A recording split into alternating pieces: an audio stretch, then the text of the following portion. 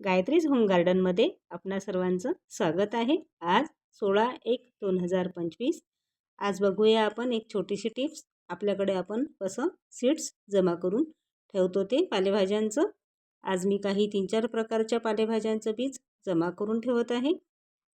उन्हाळ्यामध्ये जेव्हा ह्या ग्रो बॅग मी उन्हाळ्याची चाहूल लागली आणि आता ह्या ग्रो बॅग मला खाली करायचे आहेत, तेव्हा मी आधी यांचं बीज काढून घेते, त्यांचं कलेक्शन करून ठेवते आणि नंतर ह्या ग्रो बॅग खाली करते आणि त्या मातीला मग छानपैकी ऊन 3-4 दिवसाचं ऊन दिलं की ही माती परत आपल्याला या ग्रो बॅगमध्ये भरता येते आणि परत काही लावता येते। तर आज आपण सुरुवात करूया ती चवडीच्या भाजीच्या बीज कसं कलेक्ट करतात त्याची। हे बघा, हे या चवडीच्या भाजींना चांगले छान तोरणं येतात। ते तोरणं मी असे काढून घेते कैचीच्या सहाय्याने आणि त्यांना छान 3 ते 4 दिवस उन्हामध्ये ठेवलं की त्याच्यामध्ये छोटं छोटं काळं बीज आलेलं असते। हे बघा, आज गच्चीवर एक छान छोटंसं फुलपाखरू पण येत आहे आणि ते इकडून तिकडे भराऱ्या घेत आहे। आज मी चिलीच्या भाजीचं बी, घोळ भाजी, चवडीची भाजी आणि पालकाची भाजी या 3-4 प्रकारच्या भाज्यांचं बीज काढून ठेवते।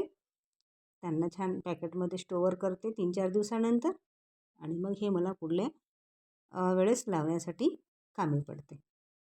अशा प्रकारे आपण जर घरीच पालेभाज्या लावत राहिलं तर आपल्याला ह्या छानपैकी कलेक्शन देतात बीज आणि भाज्यांचं।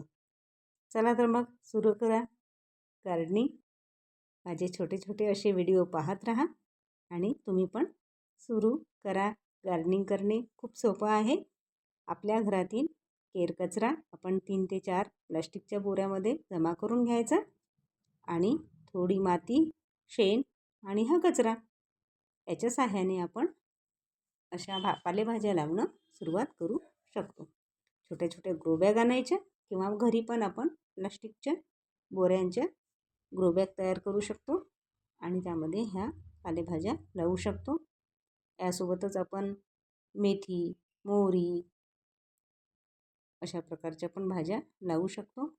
गाजर, मुळा यांचं बीज कसं कलेक्ट करायचं हे पण मी माझ्या एका व्हिडिओमध्ये सांगितलेलं आहे।